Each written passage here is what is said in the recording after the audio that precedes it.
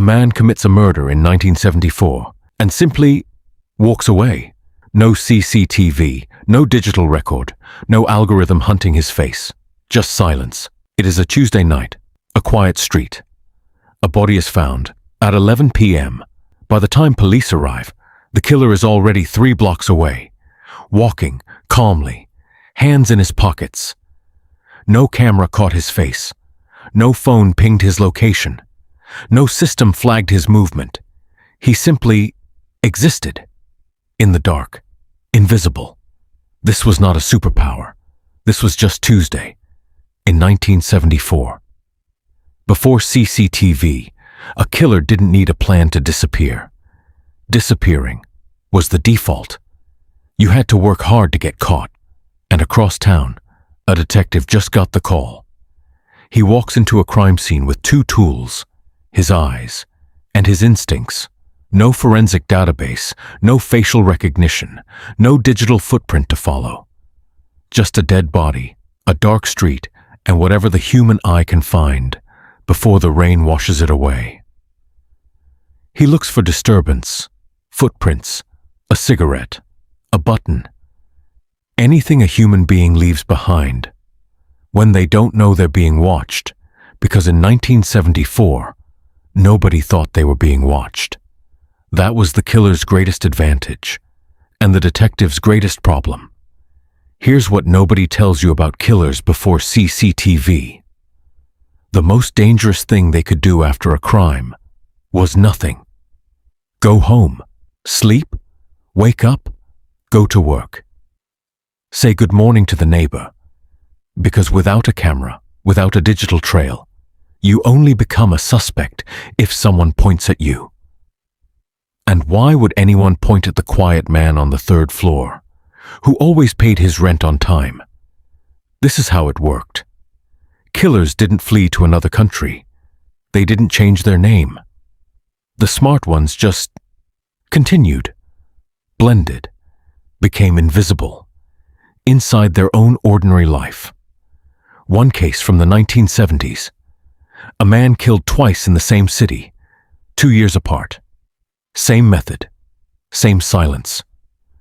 Police had no idea the cases were connected, because there was no database linking crime patterns across cities, no algorithm saying, "This looks familiar." 2 detectives, 2 cities, 0 communication. The killer knew this, not because he was a genius, because it was simply how the world worked. Every killer, no matter how careful, has one moment, one small, stupid human moment. Maybe he mentioned something he shouldn't know. Maybe he was seen near the street that night by someone he didn't notice. Maybe he told a story that didn't quite fit the timeline. In 1974, that one moment had to reach the right person at the right time for anything to happen. There was no system collecting these moments. No database cross-referencing suspicious behavior. No algorithm connecting the dots. It required one ordinary person to remember, to speak, to walk into a police station and say, "I don't know if this means anything." But most of the time, they never did. Most of the time, the moment passed, the memory faded. The killer remained the quiet man on the 3rd floor. And the case went cold. But sometimes, rarely, it worked. Sometimes the detective knocked on the right door. Sometimes the neighbor remembered the right detail. Sometimes the killer's ordinary life had one crack in it. One person who noticed something wrong and couldn't let it go.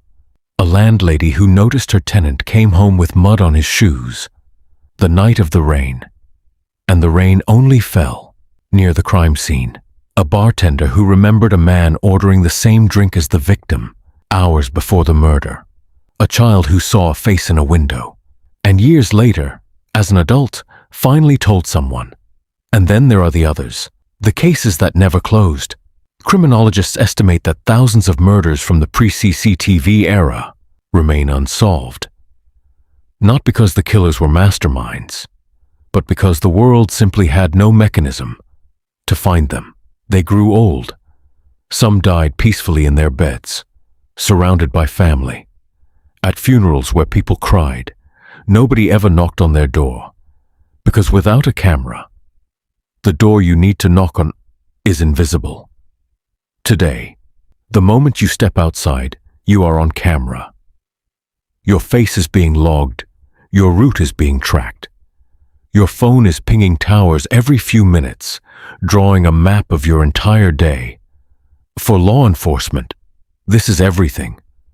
For the killer of 1974, this would have been a nightmare. He couldn't imagine. He lived in a world where darkness was truly dark, where a quiet street was truly quiet, where a man could commit a crime and simply walk away, into a world that had no way to follow him. That world is gone. But the cases it left behind are still open.